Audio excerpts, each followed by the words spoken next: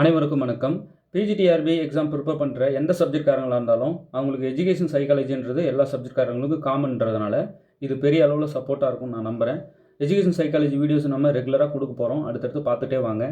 PGTRB மேக்ஸுக்கு study material தரோம். மேக்ஸை நீங்கள் பிஜிடிஆர்பி ப்ரிப்பேர் பண்ணுற மேக்ஸ்காரங்களாக இருந்தால் உங்களுக்கு ஃபுல் செட் மெட்டீரியல் நாங்கள் தரோம். வேணுன்றவங்க இந்த நம்பருக்கு காண்டாக்ட் பண்ணுங்கள். சார், ஃபுல் செட் மெட்டீரியல் படிக்க எனக்கு டைம் இல்லை, இப்போதைக்கு ஷார்ட்டாக இருக்கிற டைமில் படிக்கிற முக்கியமான விஷயங்கள் எல்லா ஏரியாவும் கவர் ஆகணும், முக்கியமானதாகவும் இருக்கணும், நான் மிஸ் பண்ணிடாமல் போய் ஒன்று இந்த கேள்வியே வரும் அல்லது இந்த மாடலில் வரும், அந்த மாதிரி எதனா மினிமம் பண்ணி கொடுங்க அப்படின்னு கேட்டால் ஒரு 3000 கொஸ்டின் டீட்டெயில் சொல்யூஷன் புக்லெட் போட்டிருக்கோம். கண்டிப்பாக படிச்சிட முடியும் இருக்கிற 30 டேஸில்.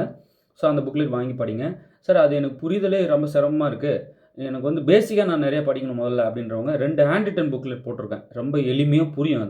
அந்த 2 ஹேண்ட் ரிட்டன் புக்லெட்டை முடிச்சிட்டவங்க அதுக்கப்புறம் 3000 கொஸ்டின் டீட்டெயில் சொல்யூஷன் புக்லெட்டை கையில் எடுத்திங்கன்னா உங்களுக்கு சூப்பராக புரியும். ஓகே, ஸோ இந்த 2த்தையும் வாங்கி படிக்க ட்ரை பண்ணுங்கள். 30 டேஸில் நிச்சயம் படிச்சிட முடியும். இந்த கான்செப்டை அப்படியே உள்வாங்கணும். இதே கேள்வி அங்கே வரும்னு போகக்கூடாது. இந்த கான்செப்டை உள்வாங்கின்னு அப்படியே போனீங்கன்னா இந்த கான்செப்ட் ஓரியன்ட் கேள்வி வரலாம் அல்லது இதே கேள்வி அங்கே வரலாம். ஓகே, ஸோ எப்படி இருந்தாலும் உங்களால் பெட்டராக பண்ணிட முடியும். மேக்ஸுக்கு ஸ்டடி மெட்டீரியல் தரோம். இப்போ எஜுகேஷன் சைக்காலஜிக்கு இப்போ ஸ்டடி மெட்டீரியல் எதனா தரீங்களா? எஸ், சைக்காலஜி புக்லெட் ஒன்று போட்டிருக்கோம், ஹேண்ட் ரிட்டன் புக்லெட். ரொம்ப யூஸ்ஃபுல்லாக இருக்கும். அது வேணுன்றவங்க வாங்கி படிக்கலாம். சைக்காலஜி மெட்டீரியல் வேணுன்றவங்க இந்த நம்பர் காண்டாக்ட் பண்ணுங்கள். இப்போ வீடியோ போட்டிருக்கீங்களா சார் சைக்காலஜிக்கு? எஸ், ரெகுலராக இப்போ போட்டுகிட்டே வரப்போகிறேன். ஆல்ரெடியும் நிறைய போட்டிருக்கேன். இப்போ போடுறத பார்த்தா கூட போதும், எல்லாத்தையும் ஒரு தடவை ரிவைஸ் பண்ணிடுவேன்.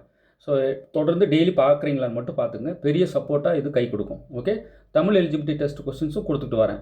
அதில் ஏற்கனவே ஆல்ரெடி நம்ம 90 question Tamil eligibility test questions கொடுத்தாச்சு. இப்போ அதை இன்னமும் கண்டினியூ பண்ண போகிறேன்.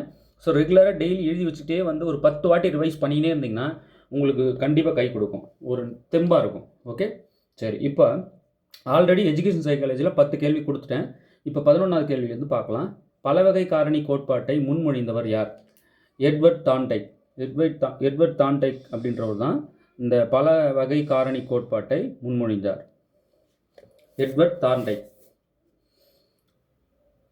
இந்த தான்டைக் பண்ண சோதனைகள்லாம் தெளிவாக நான் ஸ்டடி மெட்டீரியல் கொடுத்துருக்கேன், ஹேண்ட் ரிட்டன் காப்பியில் இருக்குது. ஓகே, அடுத்து பாருங்கள். முக்கோண கோட்பாட்டை முன்மொழிந்தவர் ராபர்ட் ஸ்டென்பெர்க்.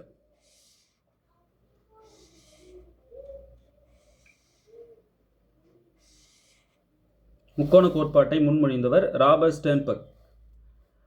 மூவகை பரிமாணங்களுடன் கூடிய மாதிரியை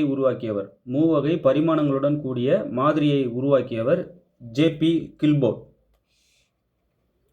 அப்படி படித்த உடனே கேள்வி பதில் இந்த மாதிரி நீங்கள் பண்ணணும். அப்போ எந்த அளவுக்கு நீங்கள் நிறையா ஏரியாவை பார்க்கணும், எத்தனை தடவை நீங்கள் ரிவைஸ் பண்ணியிருக்கணும், எந்த அளவுக்கு அசை போட்டுகிட்டே இருக்கணும். அசை போட்டுகிட்டே இருந்தால் தான் அப்படி படித்த மாத்திரத்தில் விடையை சொல்ல முடியும். ஒருவரின் அறிவாற்றலை மற்றவர்களுடன் ஒப்பிட்டு அளவிடும் எண் மதிப்பு நுண்ணறிவு ஈவு பற்றி மெட்டீரியலில் கொடுத்துருக்கேன், ஹேண்ட் ரிட்டன் காப்பி. ஸோ புக்குன்னா பெருசாக நிறைய விஷயங்கள் படிக்க வேண்டியிருக்கும். இதிலே முக்கியமானது இருக்கிற ஷார்ட் டைமில் என்ன சார் பண்ணுறது, தரணி தான் அப்படியே பார்த்துட்டு போனால் கூட அங்கே கேட்கும்போது அப்படியே பதில் சொன்னால் கூட போதும். ஆசிரியர்கள் மாணவர்களின் கற்றலை எவ்வாறு மேம்படுத்த முடியும்? தனிப்பட்ட கவனம் செலுத்துதல், பின்னூட்டம் வழங்குதல், ஊக்கமளித்தல், மேற்கூறிய அனைத்தும். பேசிக்காகவே இந்த டீச்சிங் ஸ்கில்லை செக் பண்ணுற மாதிரியான ஒரு சில கேள்விங்க இந்த மாதிரி வரும். இதெல்லாம் அப்படியே நல்ல டீச்சிங் ப்ரொஃபஷனில் அசத்துறவங்களுக்கு பார்த்த உடனே ஆன்சர் சொல்வீங்க. ஸோ பயப்படவே வேண்டாம். பேசிக்கான ஒரு சில விஷயங்கள்லாம் நம்ம டீச்சிங்கில் தெரிஞ்சிருந்தோம், ஃபீல் பண்ணியிருப்போம்ல, அந்த ஃபீல் பண்ணுறதே கேள்விகளாக இருக்கும், விடைகளாக இருக்கும். அப்போ நம்ம எந்த அளவுக்கு அதிலே ஊறி இருந்தோம்னா இது எளிமையாகிடும்ன்றதை சொல்ல வரேன். இப்போ அடுத்து பாருங்கள். கற்றல் செயல்முறையில் மாணவர்களின் பங்கு என்ன? மாணவர்களுடைய பங்கு என்ன கற்றல் செயல்முறையில்? செயலற்ற பெறுநர், செயலில் பங்கேற்பவர், பார்வையாளர், மதிப்பீட்டாளர். இவர் செயலில் பங்கேற்பவர் தான் மாணவர்களுடைய பங்கு. ஓகே, கற்றல் செயலில் பங்கேற்பவர் தான் மாணவர்களின் பங்கு அதில். ஓகே, ரொம்ப முக்கியமானது பார்த்து தான் கொடுக்குறேன், மிஸ் பண்ணவே முடியாது அவங்களாலன்றதை பார்த்து கொடுத்துட்டு வரேன். கற்றலில் பின்னூட்டம் ஏன் முக்கியம்? தவறுகளை சுட்டிக்காட்ட, முன்னேற்றத்தை அளவிட, கற்றலை வலுப்படுத்த, மேற்கூறிய அனைத்தும். கற்றலில் பின்னூட்டம் ஏன் முக்கியம்? மேற்கூறிய அனைத்தும். இது எல்லாமே இருக்கணும், அதனால தான் பின்னூட்டம் முக்கியம். அடுத்து பாருங்கள். மாணவர்களின் கற்றலில் ஊக்கத்தின் பங்கு என்ன? அதிகரிக்கிறது. மாணவர்களின் கற்றலில் ஊக்கத்தின் பங்கு குறைக்கிறது, அதிகரிக்கிறது, பாதிக்காது, தடுக்கிறது, அதிகரிக்கிறது. அதுதான் கரெக்ட். அடுத்தது, கற்றல் என்றால் என்ன? நினைவில் வைத்தல், அறிவை பெறுதல், நடத்தையை மாற்றுதல், மேற்கூறிய அனைத்தும். கற்றல்னா இதுதான். என்னது? நினைவில் வைத்தல், அறிவை பெறுதல், நடத்தையை மாற்றுதல். நடத்தையை மாற்றும், அதான் கற்றலோட பியூட்டியே. அடுத்து பாருங்கள், எண்கள் மற்றும் கணித செயல்கள். எண்கள் மற்றும் கணித செயல்கள் புரிந்து கொள்ள சிரமம் ஏற்படுத்தும் கற்றல் குறைபாடு எது? டிஸ்கால்குலியா. டிஸ்கால்குலியா இதுதான்.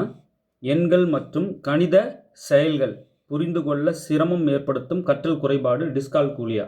ஓகே, ரொம்ப இம்பார்ட்டன்ட் பார்த்து கொடுத்துருக்கேன். தொடர்ந்து வாட்ச் பண்ணிகிட்டே வாங்க, நிறைய கொடுக்க போகிறேன், ஹெல்ப்ஃபுல்லாக இருக்கும். ஓகே, சைக்காலஜி ஸ்டடி மெட்டீரியல் அவைலபிளாக இருக்குது, மேக்ஸுக்கும் அவைலபிளாக இருக்குது. இந்த 3000 கொஸ்டின் டீட்டெயில் சொல்யூஷன் புக்லெட் வேணும்னாலும் சரி, 2 ஹேண்ட் காப்பி மேக்ஸ் ஓவரால் எல்லாம் கவர் ஆகிருக்கும். முக்கியமானது கொடுத்துருக்கோம். அதெல்லாம் வேணுன்றவங்க 7358591547 இந்த நம்பர் கான்டாக்ட் பண்ணுங்கள்.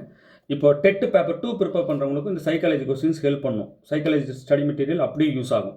ஸோ டெட் பேப்பர் 2க்கு விண்ணப்பிச்சவங்களும் வாங்கி படிக்கலாம். ஓகே, சைக்காலஜி அவைலபிளாக இருக்குது, வாங்கி படிங்க. தேர்வில் வெற்றி பெற வாழ்த்துக்கள். தேங்க்யூ.